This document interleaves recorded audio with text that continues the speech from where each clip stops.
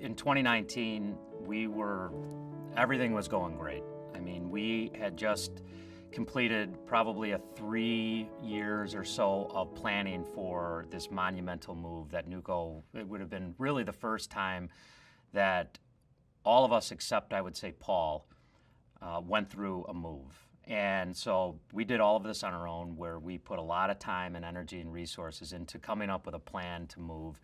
And we executed it perfectly. And when I say that, I mean we had every employee that was part of the move to help us get this accomplished, and it went off without a hitch. And everybody, I mean, it was the epitome of teamwork, of just getting the task done at hand. And we moved in 2019, and we were really just working on a lot of momentum. It was behind us, the wind was behind us, and we were going in the right direction as like nothing can go wrong.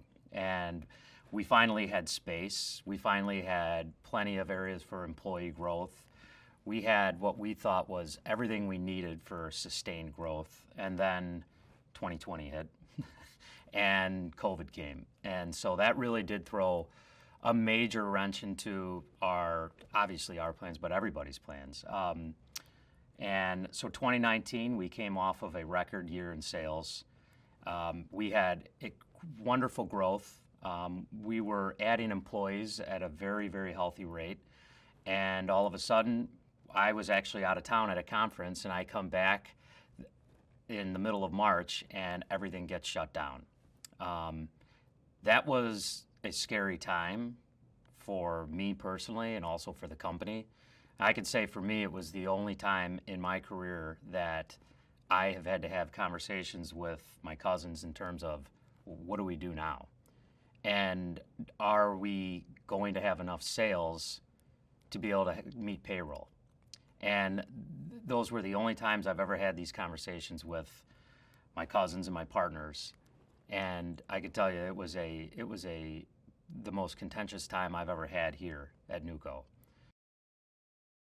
As we started talking about the dark days of COVID, and we were able to have our office people more or less work remotely, which was kind of a new thing at the time.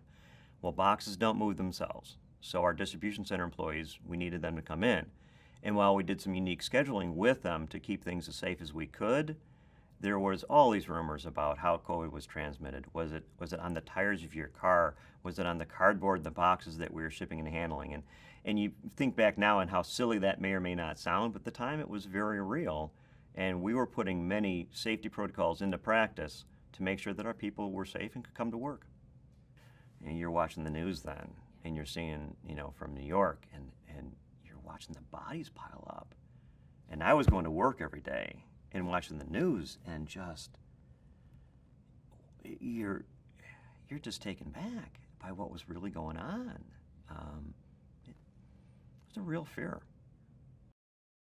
When COVID really came about in March of 2020, I mean, our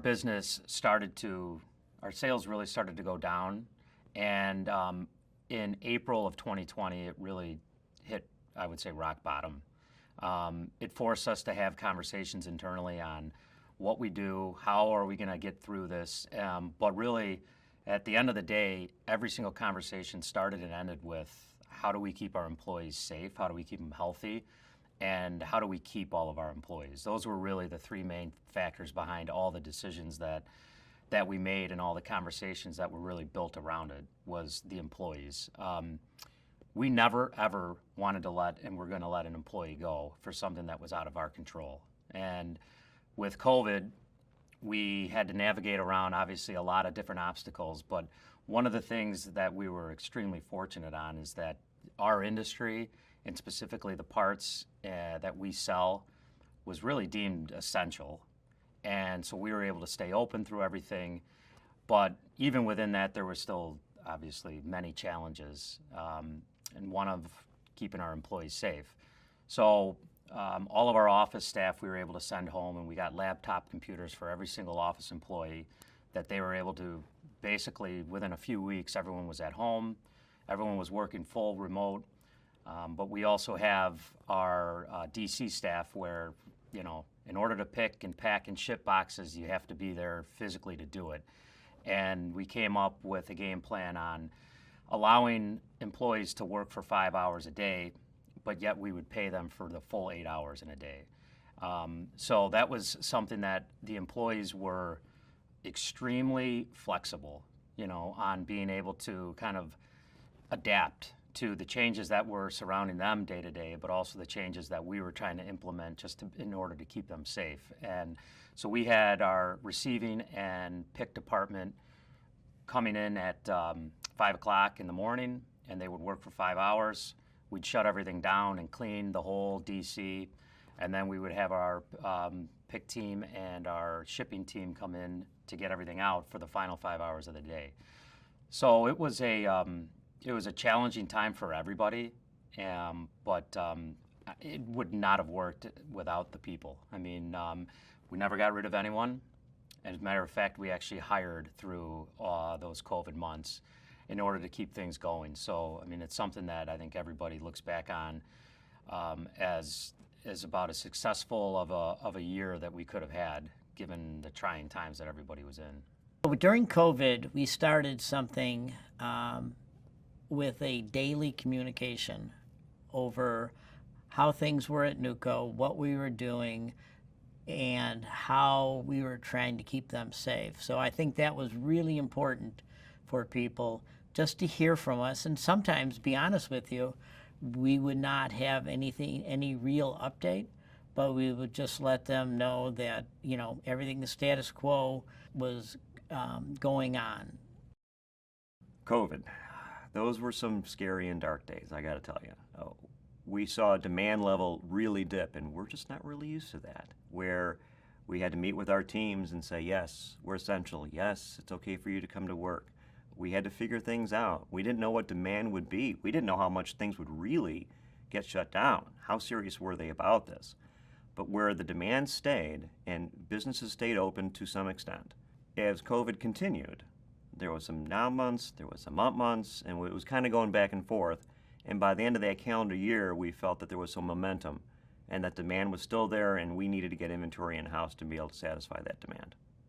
As COVID took hold and we all started hearing about supply chain issues, well, that became real in our industry, where the inventories that the manufacturers and the suppliers had began to dwindle, and they couldn't have people in making more things. And so people who had the inventory in stock really did become critical to the supply chain.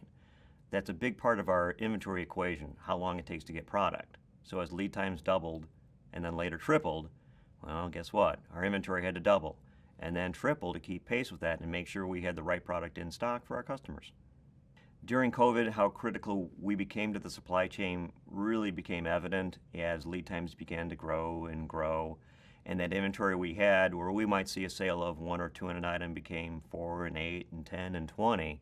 And then that became kind of a self-fulfilling prophecy, where we were chasing that demand, but we got ahead of the curve, if you will, as far as lead times, and we were able to build up the inventory on the right products, where customers really came to see us as such a critical part to their business as well.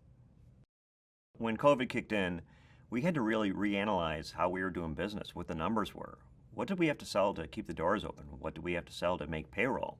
Those are concerns that everybody has, but you don't really get into it like we had to at that time.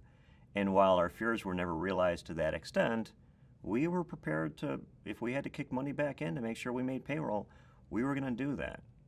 Those people were relying on us, and we rely on them.